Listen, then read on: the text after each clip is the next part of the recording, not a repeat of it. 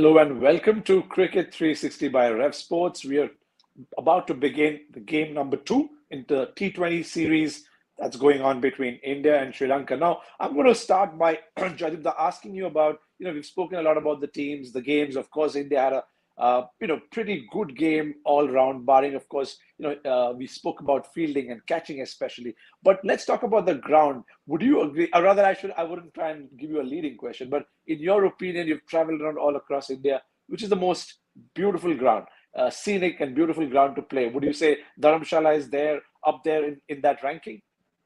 Oh, yes, without a shadow of doubt, just for what's around it.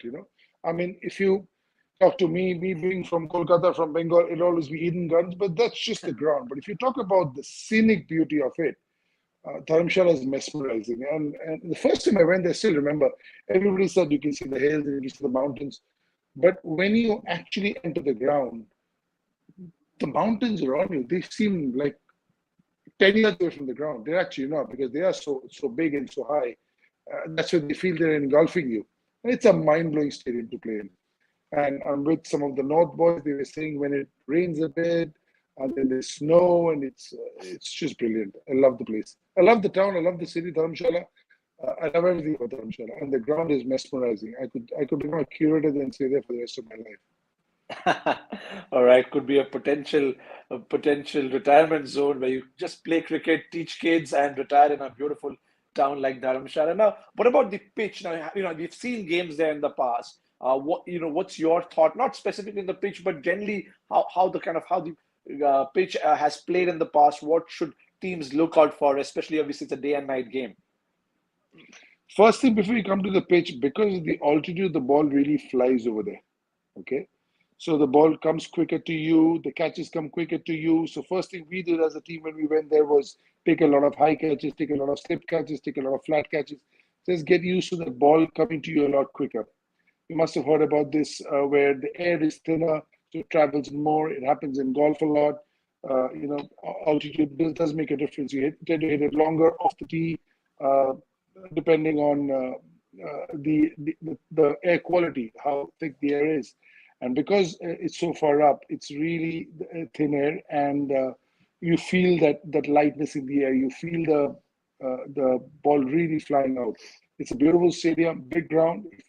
Depends when the ropes are, but if they put the ropes back where they can go, then it's a biggish ground.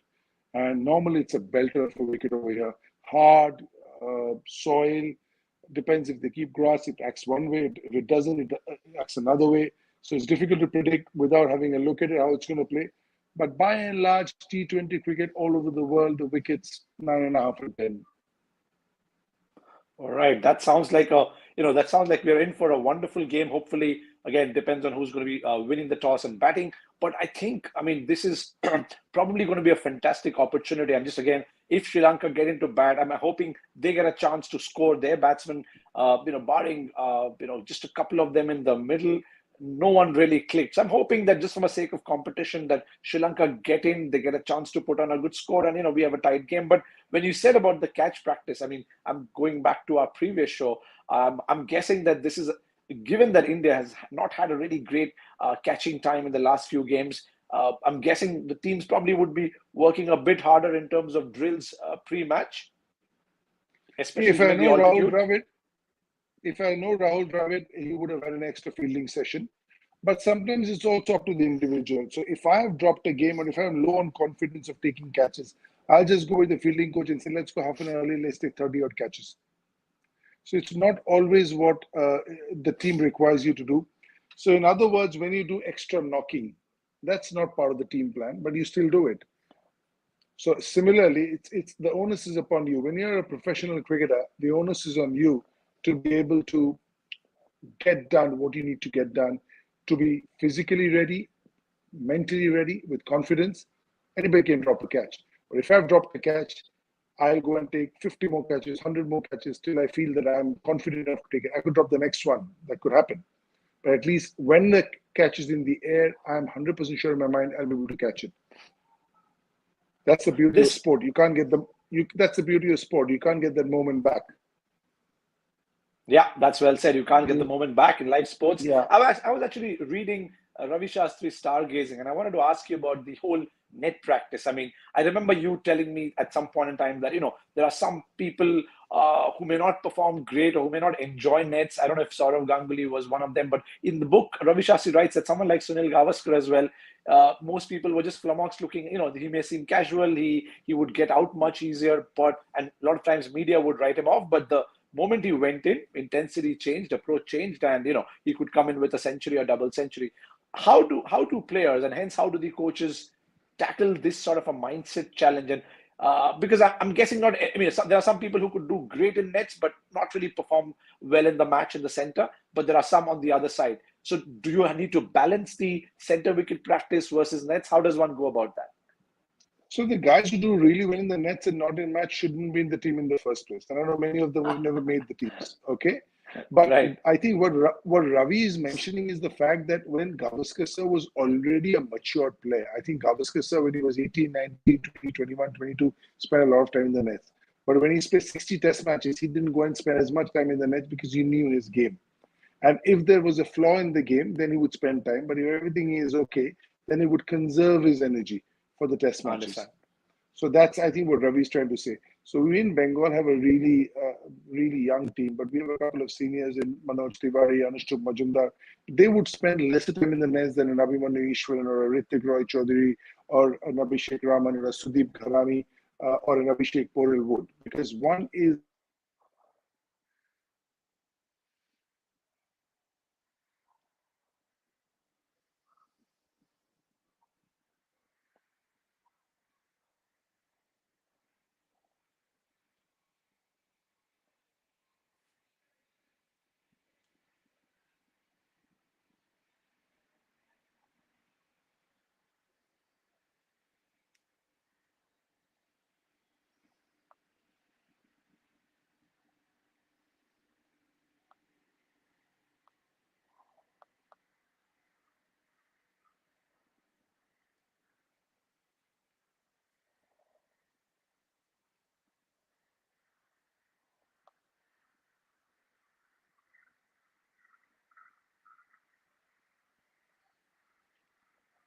Looks like Jadipta may have some network issues. And obviously, when he comes back, we'll quiz him more on the whole perspective of net practice. How does one can kind of go about that, especially in terms of senior players versus junior players? And that's a very interesting one because I think there are some players who are, I mean, the senior more, the experienced players, they obviously probably, they'll probably only get to the nets if they want to fix something, if they want to fix something specific.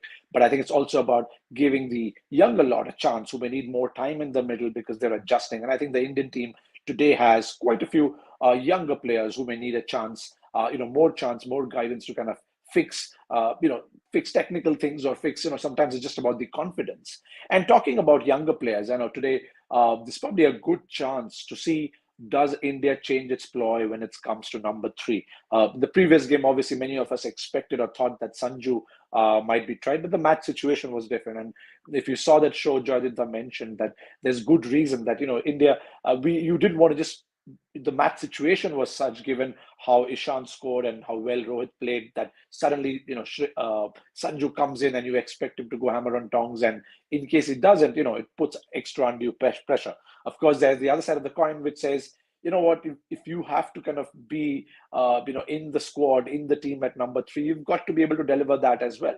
But good to see last time Ishan, Shreyas deliver. I mean, we all know what sort of a powerhouse Ishan is, and given the IPL bid, I'm sure he must be itching to perform, because obviously there's a price tag, there's a lot of hype, and you want to deliver. And Ishan showed that when he gets going, that's the sort of impact, and hopefully he can continue. It's so much about momentum and so much about that sort of confidence player that is Rohit. Obviously, he is still.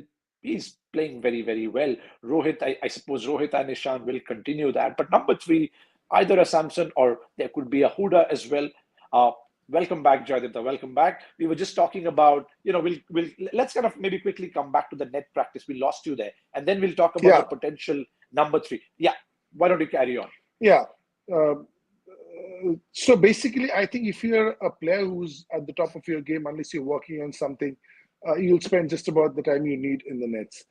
But if you're somebody who's trying to find your game, so somebody like an Abhimanyu Ishwar will be in the nets all day. Okay, somebody like a Priyank Panchal will spend a lot of time in the nets because although he's 30, 31, played over 100 first class games, he needs to play a lot to be at his best. So it's left to the individual as well. I hear Rafael Nadal practices all day, but Roger Federer doesn't. So it's also what works for you, what you're made out of, what gets you going. I, for one, like to bat for a while. I like to take a lot of catches. I felt confident. I felt like I'm going to an exam doing my homework. I'm going to my exam prepared well. I could go and fail, no problem. I failed a lot. But all I'm saying is, at least walking in, I felt I was confident. And when I did do well, I felt that that was because I had prepared well. So I think that's what it comes down to. I think the Ravi is meaning Gavaskar the second phase of his because Ravi only played with Gavaskar sir at the second phase of his career. When Gavaskar sir was young, then Ravi was probably in school. So that's probably why he didn't play. But I can't imagine somebody so good, so good. I mean, I'm a huge fan of Gavaskar sir. Just can't imagine how somebody can be so good and playing this sort of no bowling machine, no sidearm. Uh, Uncovered wickets, no helmet. I mean, let's not talk about it. We can have 5 sessions in just Gavaskar sir.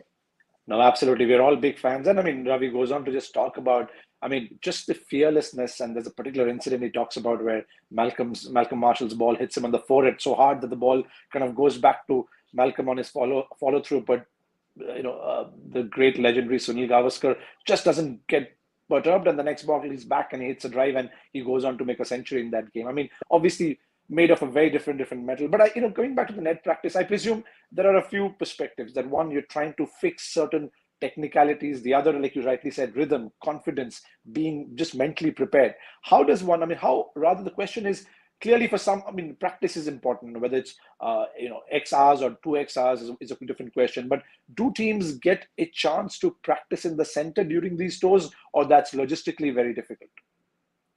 No, you don't get to practice in the center. And I don't think I mean, these guys play a lot. You don't need to practice in the center.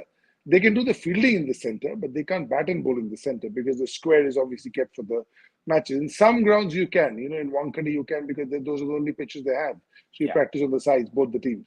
But if you're in Delhi, you're outside. If you're in Hyderabad, you're outside. If you're in Kolkata, you're inside, but you're at long on and long off.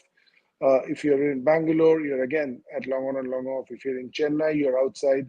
Most of these new grounds have facilities outside the main pitch, the main ground for you to be able to practice. But I think the issue over here is with lights, and you can't blame the lights, you can't blame anything because these guys play a lot under lights. They play more under lights than they play under the sun.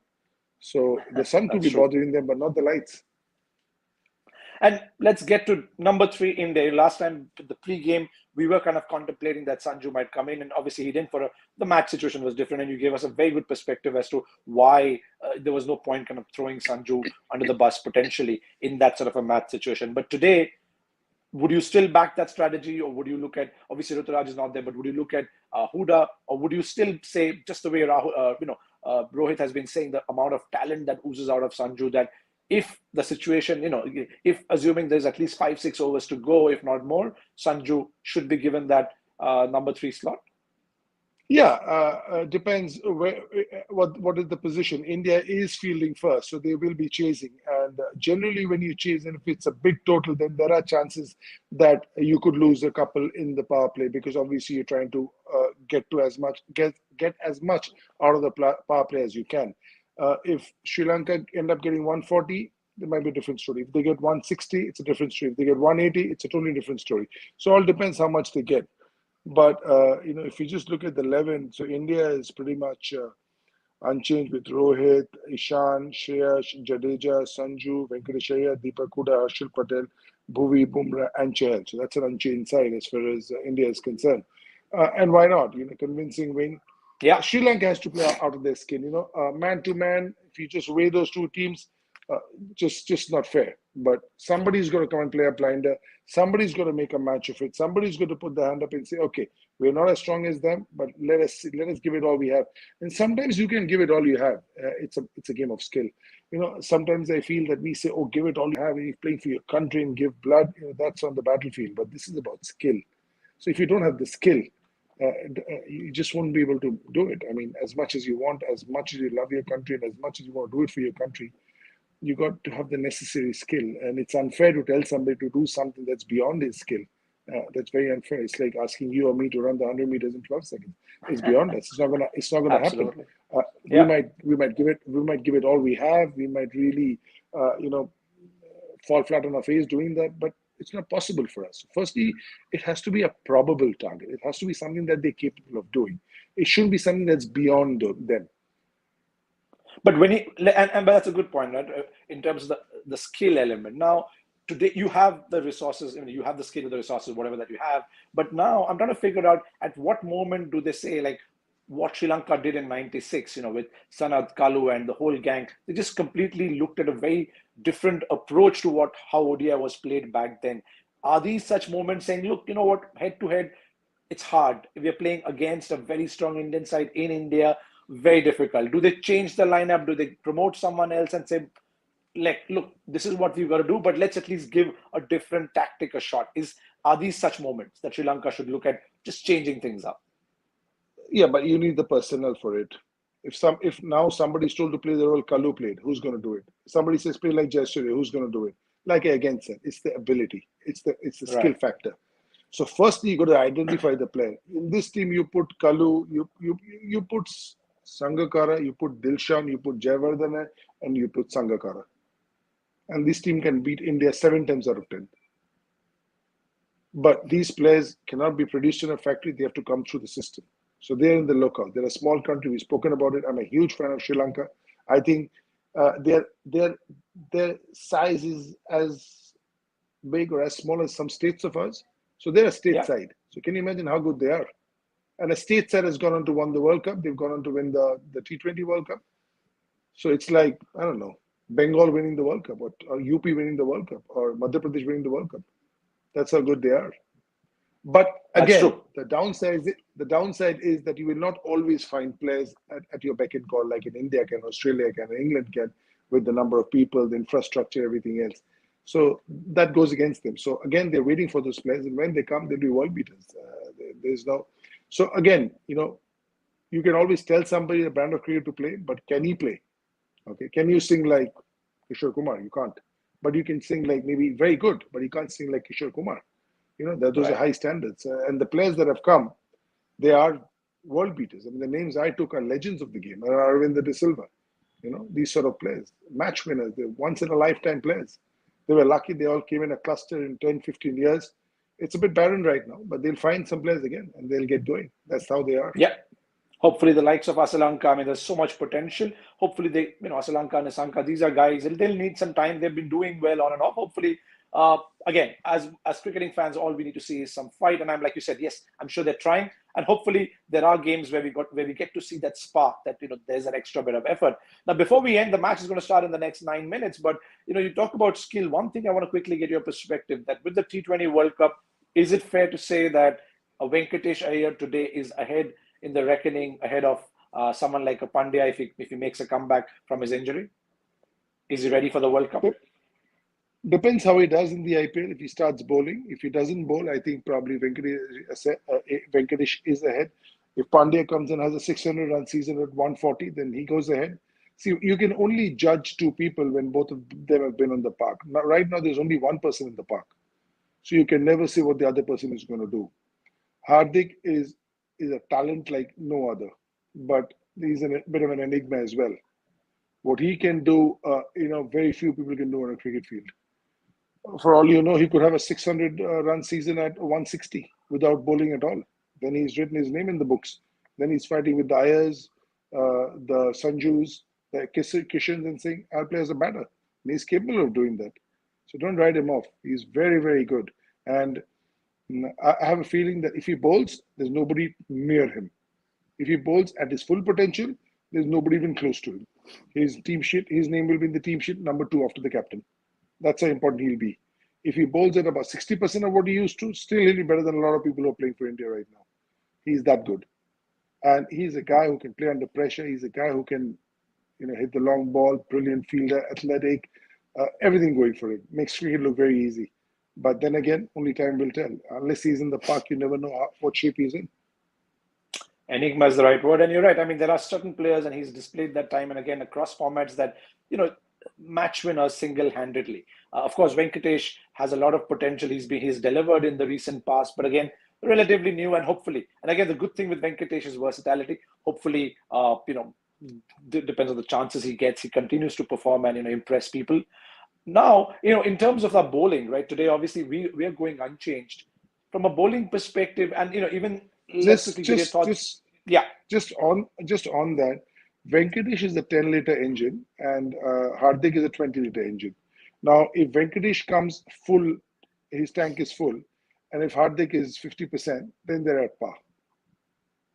Okay. fair enough. Now, if Hardik is at 25%, then Venkatesh is better, and Venkatesh will be the first one to agree on this because ability is something not in his hands. But what I like about Venkatesh is that when he gets a chance, if it's a 10-liter engine, he'll make sure it's always full. He will So this leave no 10, stone unturned. so this 10 versus 20-liter analogy is what you mean in terms of your natural gift or your talent or your Ability, ability, ability, skill set, ability, right? And and that's the with skills. bat. How much of that is natural That's versus one that can be built up over time, Pranti. That's with bat and ball put together. right? Not just the bat. Yeah, because And Hardik used to bowl 140. When yeah, you bowl 140, you're serious, a serious pace.